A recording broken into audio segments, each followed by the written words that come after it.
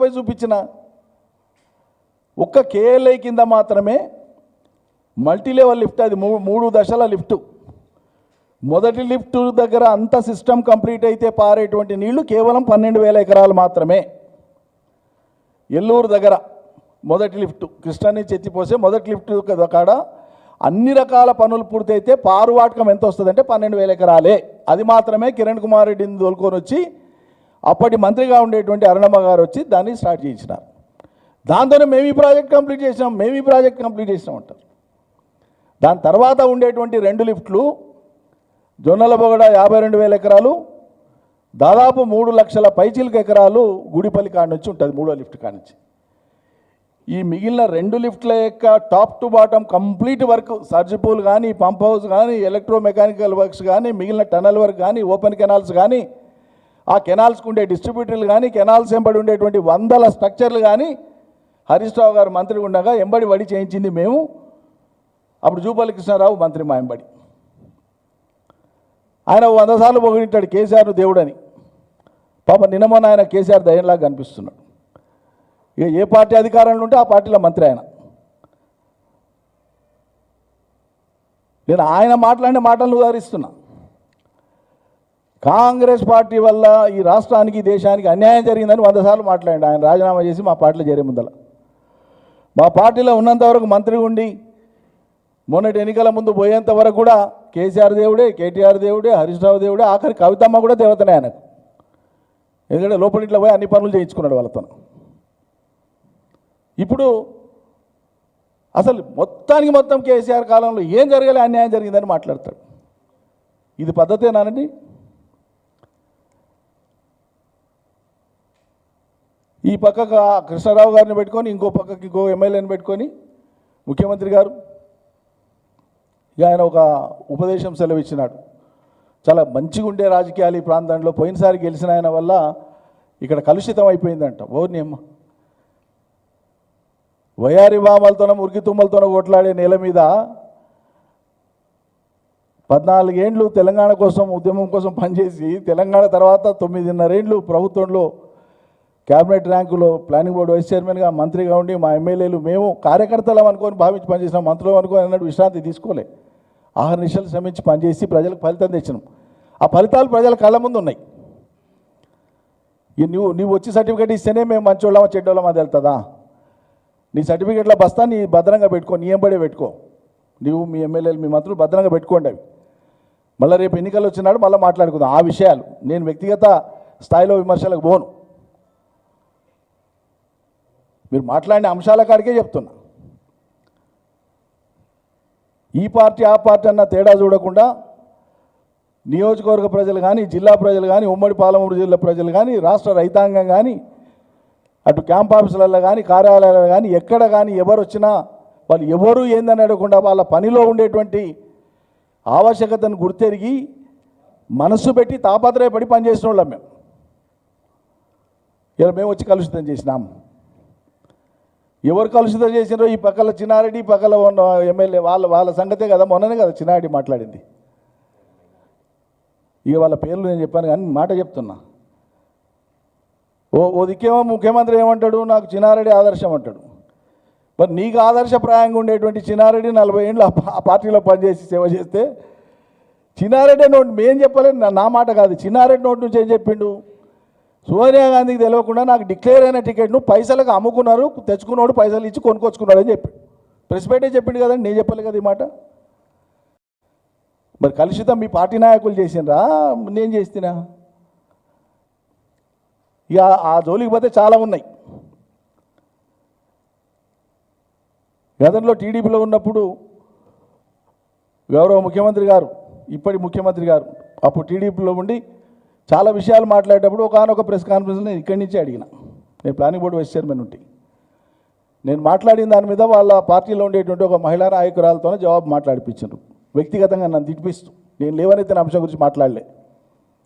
నేనేం చెప్పిన అంటే ఆ రోజు, సరే మీకు ఇంత నిబద్ధత ఉంటే మీరు మాట్లాడిన అంశాల్లోని సాంద్రత పక్కకు పెట్టండి, అంశాలు పక్కకు పెట్టండి.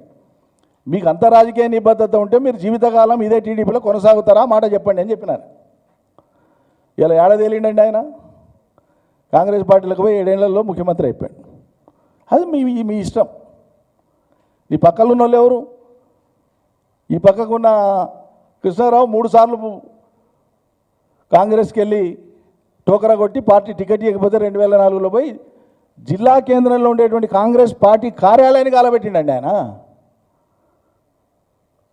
విజువల్స్ అన్నీ ఉన్నాయి, ఇప్పటికి ఉన్నాయి. మళ్ళీ టీఆర్ఎస్లోకి వచ్చిండు, మళ్ళీ టీఆర్ఎస్కి వెళ్ళి మళ్ళీ కాంగ్రెస్ పోయిండు. రేపు వచ్చే ఎన్నికల నాటికి దస్తి మధ్యవర్తితో పంపించిండు ఆయన మా పార్టీకి, ఎన్నికలు వచ్చే లోపల చూద్దామని. కానీ ఈసారి మాత్రం తలుపులు లేవు, బంద్ పెట్టి పెట్టినాం అటువంటి వాళ్ళకు. మాట చెప్తున్నా. మీరేం చేస్తారో చెప్పండి అంటే మా మీద ఏడవడం ఎందుకు? కేసీఆర్ను తిరిగితే మమ్మల్ని తిరిగితే ఏమొస్తుంది? మేము ఏమంటున్నాం? మీరు ప్రజలకు ఏం చెప్పినో అది చేయండి అంటున్నాం. అరే మేము వేసిన శంకుస్థాపనలు మేము చేసినటువంటి వాటికి వచ్చి మేము శంకుస్థాపన చేసినాం, పని పూర్తయింది, ప్రారంభోత్సవం ప్రభుత్వాందే, మీరు రైట్ రాయల్గా రావాల్సిందే, మీరు చేయాల్సిందే మీ చేతులతో. సంతోషం, విల్ ఫీల్ హ్యాపీ. పని జరుగుతుంటే వేసిన దానికే పోయి శంకుస్థాపన చేయడం అండి నాకు అర్థం కాదు. అత్తగారింటి కాడ తాళి కట్టి వచ్చి మళ్ళీ తల్లిగారింటి కాడ కూడా తాళి కట్టినట్లుంది. పెళ్ళి ఒకసారి అవుతుంది, 2 సార్లు అయితే ఒకటే మహిళతోన. ఏందండి నాకు అర్థం కాదు ఇది. ఇప్పుడు రుణమాఫీ గురించి, సిలిండర్ల గురించి చాలా గొప్పగా చెప్తుంటే మీడియాలు చూపించినాయి. సరే, కొన్ని ఘనత వహించినటువంటి మీడియా సంస్థలు ఎప్పటికీ వాళ్ళు ఈ పక్క ఆ పక్క కొడుతూనే ఉంటారు, వాళ్ళు తప్ప మిగతా వాళ్ళందరూ చూపించారు. ఈయన వాటి గురించి మాట్లాడుతుంటే కింద ఉండేటువంటి మహిళలు ఇటు అంటున్నారు. వీడియోలు ఉన్నాయి, చూడండి మీరు. మహిళా సంఘాలకు టార్గెట్ పెట్టి, కలెక్టర్లకు, ఐకేపీ వాళ్ళకు టార్గెట్లు పెట్టి, రూరల్ డెవలప్మెంట్ డిపార్ట్మెంట్కు టార్గెట్ పెట్టి, ఖచ్చితంగా ఒక్కొక్క సంఘంకి వెళ్ళి 15 మంది ఉంటారు సంఘంలో, 5గురికి తగ్గకుండా మీరు వచ్చి తీరాల్సిందే అని టార్గెట్ పెట్టి, బస్సులు పెట్టి నానా యాతన మంచి సంతోషం తోలుకొచ్చుకు. మీ మీద నిజంగా ప్రేమ మీద వచ్చి అనుకుంటాం, మేము కొద్దిసేపటికి అనుకుందాం, మాకేం పోయేది లేదు కదా, మేము పెట్టుబడి పెట్టేది ఏం లేదు దాంట్లో. కానీ మీరు తీసుకొచ్చినటువంటి ప్రజల స్పందన ఏంది మీ సభలా? ఈ వీడియోని నమ్మకండి, ఆ చేయి చూపించిన మహిళలు నమ్మకండి, ఇంటెలిజెన్స్ని అడగండి, చెప్తారు. ఎక్కడ ఉందో, ఎంత అధోగతిలో ఉందో కనుక్కోండి, చెప్తారు. ఇక 1 కాదు 2 కాదు, రుణమాఫీకి సంబంధించి దాదాపు 15,195 మందికి కావాలి. ఒక్క వనపర్తి నియోజకవర్గం. నేను రైట్ టు ఇన్ఫర్మేషన్ కింద తీసుకున్నా, ఆల్రెడీ మీడియాకి రిలీజ్ చేసినాం మేము అక్కడ జిల్లాలో. రైట్ టు ఇన్ఫర్మేషన్ కింద తీసుకొని రిలీజ్ చేసినాం. అన్నీ ఉన్నాయి, ప్రతిదీ ఉంది నా దగ్గర. ఇది ఉంది, అది లేదు. నేనేమనుకుంటున్నా అంటే మలవారం ఆయనకి ఎప్పుడు టైం ఉంటుందో తెలియదు, ఢిల్లీ పోయి ఇది లేకుండా ఉండి ఇక్కడ హైదరాబాద్లో ఉన్నప్పుడు చూసి ఒకసారి ఆయనకు, జిల్లా మంత్రికి, ఆ ప్లానింగ్ బోర్డు వైస్ 3 సెట్లు చేసి ఇవన్నీ పంపిస్తాం. ఇవి కాక మిగతా ఏమన్నా మీరు చేస్తే మీకు దండం పెడతామని చెప్తున్నా, ఇప్పుడు కూడా చెప్తున్నా. 100% దండం పెడతాం. పచ్చబడ్డ పాలమూరుకు అడ్రస్ కేసీఆర్. ఇది నీ చెప్పక్కర్లేదు, నువ్వు ఒప్పుకోకపోతే ఆగిపోయేది లేదు. పంట పండించిన రైతుల సాక్ష్యం, పనిచేసి బతుకుతున్న ప్రజల సాక్ష్యం, 90% పూర్తయిన పాలమూరు రంగారెడ్డి సాక్ష్యం. 16వ మాసంలోకి వచ్చినాం కదనండి. ఎందుకు పాలమూరు రంగారెడ్డి మీద 150-200 కోట్లు ఇప్పుడు డబ్బులేం విడుదల చేయలే, ఒకటి జీవోలే మీరు నిన్న ఇచ్చింది. 1000 కోట్లు చెప్పుకోండి, 1000 కాకపోతే 10,000 చెప్పుకోండి, మాకేం అభ్యంతరం లేదు. కానీ సరిగ్గా 1,000-1,200 కోట్ల రూపాయలు నేను 100 సార్లు ఇడికి మొత్తుకోబట్టి 1,000-1,200 కోట్ల రూపాయలు ఖర్చు పెట్టి కేవలం 3.5-4 మాసాలు పగలు రాత్రి పనిచేస్తే 12.5 లక్షల ఎకరాలకు నీళ్ళు ఇవ్వడానికి సిస్టమ్ రెడీగా ఉంది పాలమూరు రంగారెడ్డిలా. కేవలం మిగిలింది ఏమైనా ఉందంటే ఉద్దండపూర్ రిజర్వాయర్ కాడనే ఉంది. అది కూడా అవి చేసుకొని వచ్చే లోపల ఇది అయిపోతుంది. పోనీ అంతకంటే ఎక్కువ పనులు ఉన్నాయి, మీరు చేసి చూపండి ప్రజలకు. పనికి ఆధారం ఏంటండి? ఎంబీ రికార్డ్ అవుతుంది, పేమెంట్ ఉంటుంది కదా. మీరు ఎంత క్వాంటిటీ వర్క్ చేసినారు, ఎంత పేమెంట్ ఇచ్చిన రికార్డు ఉంటుంది కదా. కేసీఆర్ ఇంత చేయలే, నేనే ఇంత చేసినా చెప్పు, రేపు పొద్దున నీళ్ళు ఇచ్చినాడు, నేనే ఎక్కువ చేసినా చూపి. మేము వద్దాను, నీళ్ళు రాని మొదలు ప్రజలకు. ఎవరెంత వర్క్ చేసింది రికార్డు ఉంటుంది కదా, అబద్ధం చెప్పడానికే లేదు కదా. టనల్ ఎంత ఇస్తున్నాము, ఎంత పొడుగనే దాంట్లో అబద్ధం చెప్పేది ఉంటుందా? మీరు చెప్పినా మేము చెప్పినా నడుస్తుందా? అది ఉన్నది లేకుండా పోతుందా? అది చేయొచ్చు కదా, ఎందుకు చేస్తలేరు అది? పాలమూరును ఎండబెట్టిండు కేసీఆర్. ఏమన్నా అర్థం పర్థం ఉంటుందా అంటున్నా. నేను మళ్ళీ అదే మొదటికి వస్తున్నా. ఒక మేరకు ఆధునిక దేవాలయాలు కట్టి ఇరిగేషన్ తెచ్చి దేశాన్ని ఏకం చేసి పంచశీల సిద్ధాంతాన్ని పాటించి పంచవర్ష ప్రణాళికలు పాటించి ఒక మోతాదు తెచ్చింది నెహ్రూ గారు. తెచ్చింది అంగీకరించాలి ఎవరైనా, ఇతర పార్టీలైనా ఎవరైనా. అది ఏం జరగలే, ఇప్పుడు మేమే మొదలుపెట్టినామని ఇవాళ పార్టీ ఎవరో ఎంపీ ఆమె సినిమా నటి ఆమె దేశానికి స్వతంత్రమే 2014లో వచ్చిందని చెప్పింది ఆమె. ఇక అట్లా మాట్లాడే ఆమెకు ఇక్కడ మాట్లాడే కాంగ్రెస్ వాళ్ళకి ఏం తేడా లేదు. అది నేను చెప్పదలుచుకున్న అంశం. మీ నిబద్ధతను చాటుకోవాలి.